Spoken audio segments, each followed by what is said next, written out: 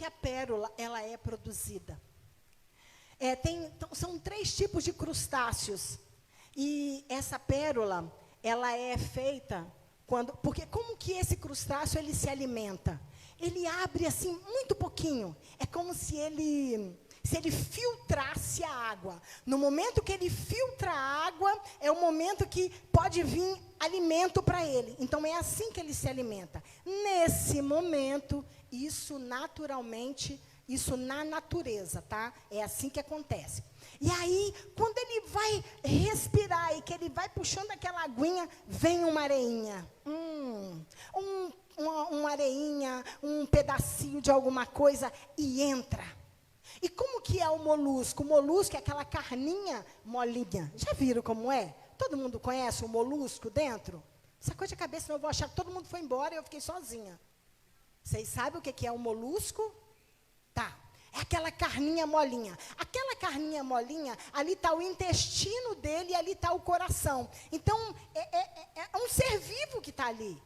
Né? A gente pensa que abre ele, pronto, é só comer, que ele é só para comer. Não, ele é um ser vivo. E o que acontece nesse momento, quando ele está fazendo aquela leve movimentação, ali entra uma areinha. E quando entra ali, machuca, irrita. E quando irrita, ele se sente ameaçado, agora ele está ferido, está machucado. Ele começa a liberar uma substância que se chama nacar ou madrepérola. Madrepérola, vocês já ouviram falar, não já? Tem até uns botões, é aquela coisa colorida, bonita. Sendo que alguns outros crustáceos, eles não têm aquela cor. Tem um que é escuro, então a pérola vai ser uma pérola negra, que ela é caríssima. Enfim. Vamos trazer para a nossa vida, entendido como é feito uma pérola? Ela libera essa substância por 3 anos. E aí ela está formadinha. E as pérolas mais preciosas, as mais caras, são aquelas mais redondinhas. Porque tem algumas em forma de gota, tem algumas que vêm deformada. Então essas não têm tanto valor, porque não dá para fazer joias. Então essas redondinhas, sabe como é que elas se formam? É aquela que entra lá no profundo. Haragachandaramanais. Não tem aquela ferida? Aquela que... Ai, parece que eu vou morrer. Aquela que te marcou. É aquela. Essa é a pérola mais preciosa. Mas ela só torna-se pérola porque a ostra, ela está se protegendo. Ela sabe o que fazer com aquilo que está ferindo. E muitas vezes eu e você não sabemos como agir, ou como reagir, ou o que fazer acerca dessas situações. Eu sei que alguns de nós passamos por abusos sexuais, abusos de autoridade. Eu sei que alguns de nós passou lá pelo mundo nas drogas, né? Passou numa vida triste. Quando a gente cresceu, como que foi o nosso lar? Talvez o nosso papai e a nossa mamãe se separaram. Talvez a gente passou muita necessidade. Talvez a nossa juventude, ao invés de ter alguém para cuidar da gente, a gente que teve que cuidar de alguém. E isso tudo são feridas que vão sendo criadas em nós. E a gente cresce. E depois que a gente cresce, a gente é resultado de toda aquela vida que a gente teve. Já viu aquelas mulheres, vocês já viram essa, não sei se é só para o lado de lá ou aqui vocês usam também. Não tem, geralmente isso fala com mulher, mas tem homem também. Que tem dedo podre para homem, ou tem dedo podre para mulher. Gente, não arrumo um homem bom na minha vida. Nossas mulheres que eu arrumo é só uns trem doido que só quer saber do meu dinheiro. Já viram isso? Tem por aqui? Eu acho que aqui não tem não, né, pastor Gil? Não, não tem não. Acho que é só pela banda de lá mesmo. Isso sabe o que é? Feridas. E a gente cresce. E nós somos resultado desse monte de coisa que nos aconteceu. A gente não soube lidar com isso, né? Não tínhamos ferramenta para curar, para trabalhar nas nossas emoções. Aí viemos para Jesus. Aí a gente vem para Jesus, a palavra de Deus, né, nos ensina um tanto de coisa, né? A gente agora quer espiritualizar tudo e se esquece que é gente. Porque a gente não é anjo não, gente. Vocês estão vendo alguma asa? Não tem asa. Eu sou um trem ruim, coitado do meu esposo. Ai, se não fosse o Espírito Santo na minha vida. Tadinho dele. Nós não somos anjos, não. Nós somos gente. E como diz o meu pastor, o nosso pastor, gente é bicho difícil de criar em casa. Não, Patrícia, eu sou a última bolachinha do pacote. É, filho? Não, eu sou a Coca-Cola geladinha no deserto. Quando você vê alguém falando assim ou agindo assim, você pode saber. Pode saber que aquilo ali não presta muito, não.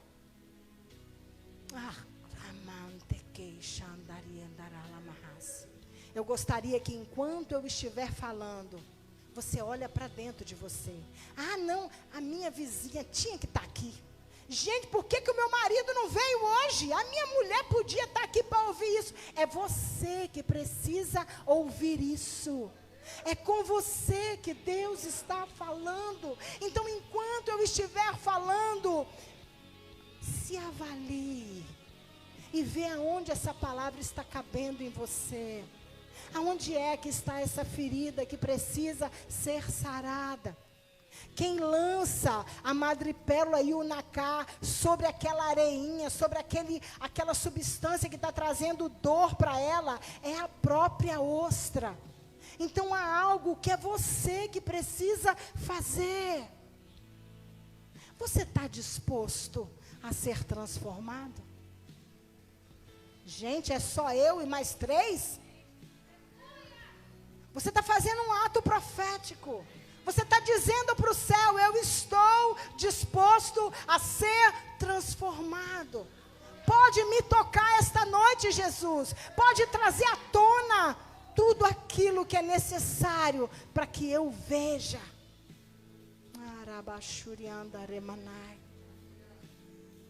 E não para por aí.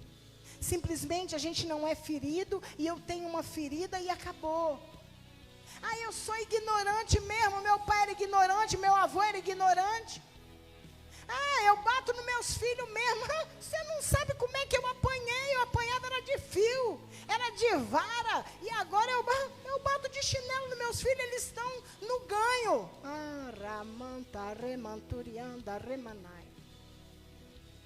As gerações anteriores não tinham as ferramentas que nós temos hoje. Imagina se o seu pai fazia assim com você. Imagina o que o pai dele fazia com ele. Mas Jesus chegou na sua vida. E Deus é amor.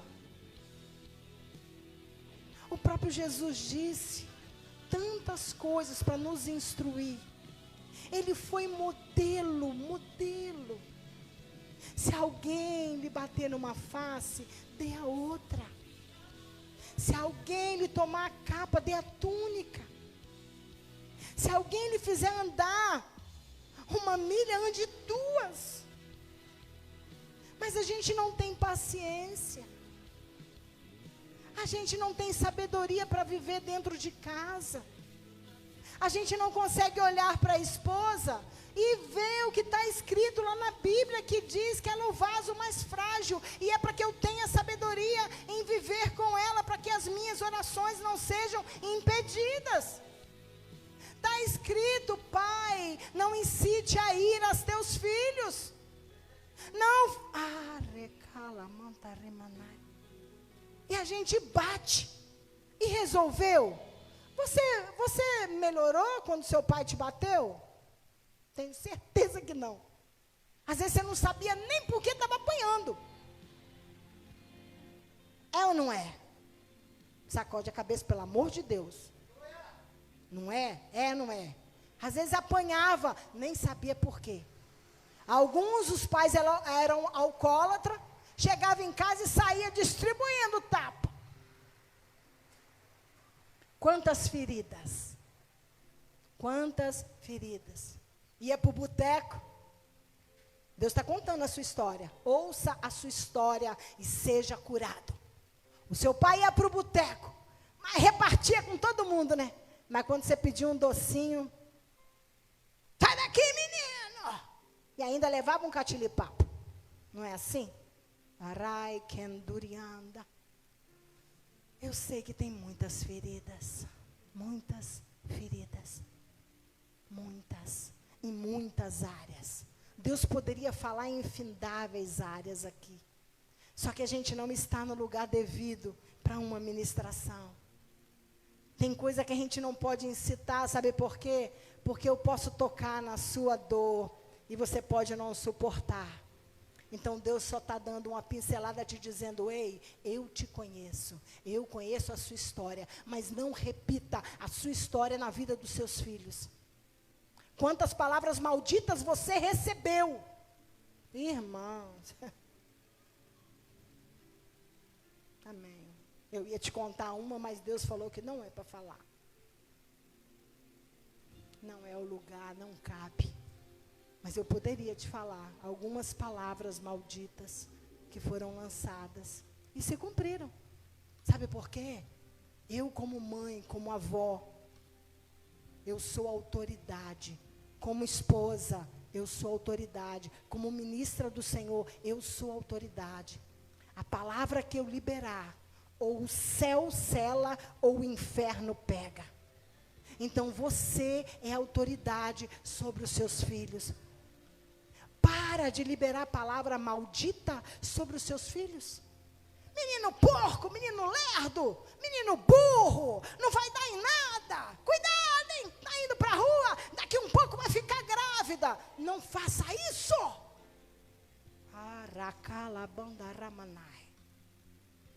Não faça isso. Não faça isso. Abençoe os seus filhos.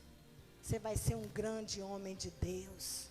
Você vai ser uma grande mulher de Deus. Eu já estou orando pela sua esposa. Eu já estou orando pelo seu esposo. Estou abençoando os meus netos. Você vai ser próspero. Você vai ser próspera. Você vai casar com um homem de Deus. Seja sábio. Seja sábia. Pega o salário. Essa miséria aqui, marido, não dá para nada não. E vai continuar não dando. Vai continuar não dando. Sabe por quê? Lembra de Jesus?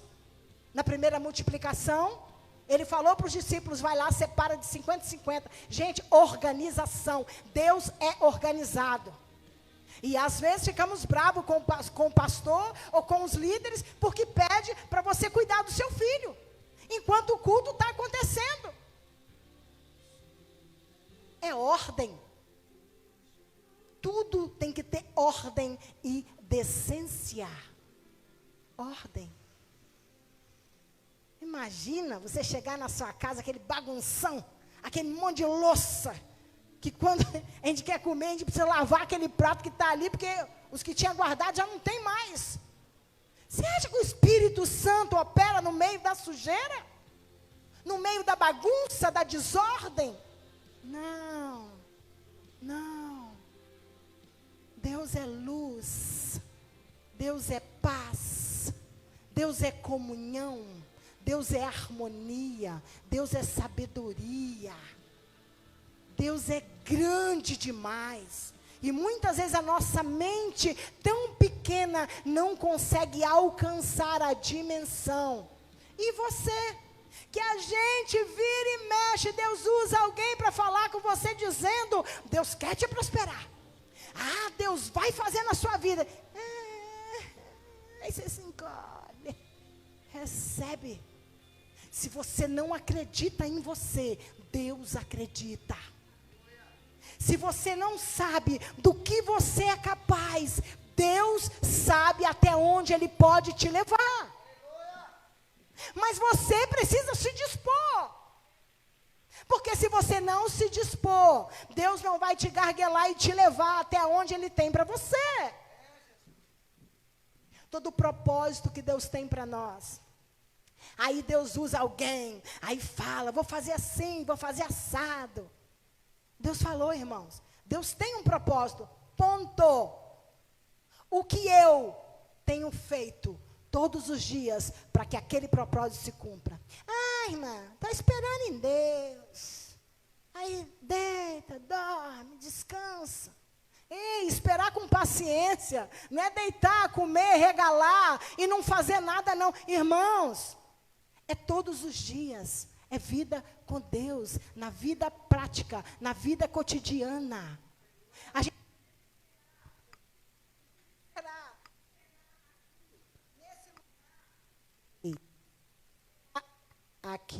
aqui, neste lugar.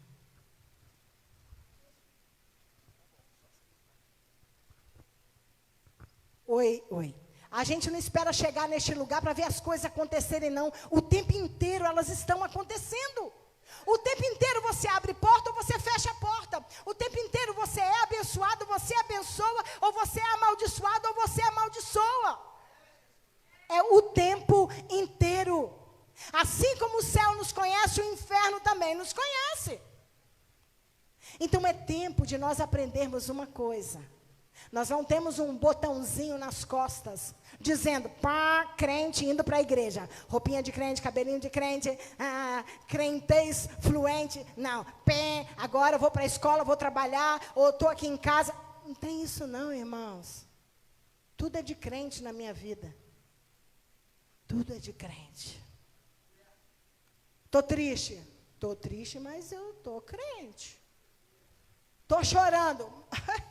Eita, mas crente chora e não chora pouco, não. Estou brava, estou mesmo, Jesus.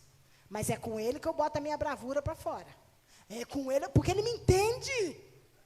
Ele é o único que me ouve e me entende. Se eu for contar para você as minhas dores, se eu for contar para você as minhas confusões, você vai dizer, você está doida, mas como é que pode? Eu já tentei contar para alguém, gente. E nem sempre eles me entenderam. Mas Ele te conhece. Ele conhece o seu endereço, Ele conhece a sua cor preferida. Tem uma dor aí dentro de você? Eu gostaria que você fosse agora, mas bem sincero. Quem aqui sabe que tem um problema que hoje aflora na sua vida? Tipo assim, eu sou triste. Ou eu tenho uma angústia que eu não sei de onde venho. Nossa, eu tenho um medo que eu não sei. Esses que levantaram, mantenha levantado. Na medida que eu vou falando, você levanta também. Você está dizendo para o mundo espiritual, você está sinalizando que você quer que ele te toque. Amém? De mim não espere nada, porque eu sou tão carente quanto você. Estou com os pés e com as mãos levantadas, mesmo que não pareça. Uma tristeza, uma angústia, um medo. Um monte de fator limitador, não tem? Alguém diz, não, vai lá e faz. Não, não consigo não dou conta não. Sabe por quê? Você foi marcado lá na infância, você recebeu alguma coisa, sabe? Foi incutido em você e te marcou. Alguns de nós sofreu um trauma, podem abaixar, sofreu um trauma, porque um trauma é assim, você pegou, sacudiu, um trauma, uma batida de carro, um trauma. Mas alguns de nós foi recebendo aos poucos, todos os dias, um bocado daquilo. Já viu a dificuldade que tem de uma pessoa que passou por muita necessidade? Depois, quando ela cresce, ela acreditar que ela não vai ter mais falta das coisas. Aí olha o desdobramento disso na vida dessa pessoa. Eu já vi isso. De um homem que ele tinha muita condição financeira agora, já tinha a sua família, tinha muitos filhos, mas era um homem de posses. E ele tinha um quartinho, gente, mas tinha tanta comida, que chegava a dar bicho. Aqueles bichinhos, não tem? Mas ele ia no supermercado, ele não dava conta, ele comprava mais. Por quê? Medo de faltar. E às vezes é inconsciente. Você não percebe. Tem gente que teve pouca roupa lá atrás. Aí guarda tanta roupa, tem um guarda-roupa tão estufado. Tem umas camisas lá de 30 anos, de 50 anos. Sabe? Não, o vestido nem dá mais. Eu tinha 15 anos quando eu tinha... Não cabe. Sabe? É agarrado. São coisas que é inconsciente. Então, olha, Jesus, ele veio para nos dar vida e vida em abundância. Ele disse, olha, eu tenho uma vida abundante para vocês. Essa dor, isso aí que está dentro de você, você pode tornar isso uma pérola. Mas quando é que isso se torna uma pérola dentro de mim, de você? Quando a gente vence. E como que a gente vence? Com Ele. Amém. Passei, foi difícil, foi triste, foi doloroso, foi horrível o que eu passei. Mas e daí? Senhor, eu perdoo os meus ofensores, eu libero os meus ofensores, e eu creio que o Senhor pode fazer coisa nova na minha vida, e eu recebo tudo que o Senhor tem para mim, e na medida que eu vou lançando o meu melhor sobre essa ferida, vai tornando-se uma pérola. Vai tornando-se uma pérola. Quando Jó disse, eu te ouvia, eu te conhecia de ouvir falar, mas agora os meus olhos te veem. Por que é que ele fez essa declaração? Porque agora ele tinha tido a sua própria experiência com Deus. Então uma coisa é eu vim aqui contar a história de alguém. Outra coisa é eu te dizer, eu vi, eu passei, eu venci, eu provei. Então você pode aguardar porque Ele é fiel. Se Ele fez comigo, Ele vai fazer além com você. Não há vale que não passe, não há mar que não se abra, não há Jordão que não se abra, não há terra prometida que não se é adquirida, não há gigante que não caia, não há nada impossível para Deus. Mas alguns gostam de lamber feridas. Já viram essa expressão? Já viu os cachorros? Eles lambem ferida. Só que o cachorro, não estudei a fundo não, mas parece que ele tem uma propriedade na sua saliva que ele ajuda a sarar. É isso? Oh, glória a Deus. Não estou falando abobrinha, né? Glória a Deus. Então aquilo ajuda. Só que homem, não tem isso não. A gente não tem não. Na nossa boca é um lugar de tanta bactéria. Faz um machucadinho na sua boca para você ver. Como que é difícil de sarar? É ou não é? Ou é só na minha? Ainda bem que tem alguém que sacudiu. É muita bactéria. Então, o homem, ele nasceu para ser transformado de glória em glória. Esse é o grande sonho do Senhor. Então, se você tem uma ferida e tem consciência dela, você vai começar a lançar sobre essa ferida. Alguns de nós, eu sei, que já tem uma pérola aí. Que já tem essa pérola aí, já venceu essa dor, já está seguro, já passou pelo vale, já sabe que naquela área ali a vitória já chegou. Mas tem alguns que estão lá na ferida, e vira e mexe, está cutucando a ferida. E é incrível, observa isso, é incrível. Tem coisas que aconteceram há 30 anos atrás, quando você fala sobre, toda a dor volta. É ou não é? Não é, querida? Mas em nome de Jesus, essa dor vai ficar aqui. Você decide fabricar uma pérola. Porque você tem o poder de fabricar essa pérola. O poder está em você, como está no molusco. É ele que libera aquela substância. Então você pode liberar. E essa pérola valiosa, porque tudo que é valioso na nossa vida é para derramar na vida do outro, é para ser bênção na vida do outro, e não lá do outro lado da igreja, do outro dentro da minha casa, dentro da minha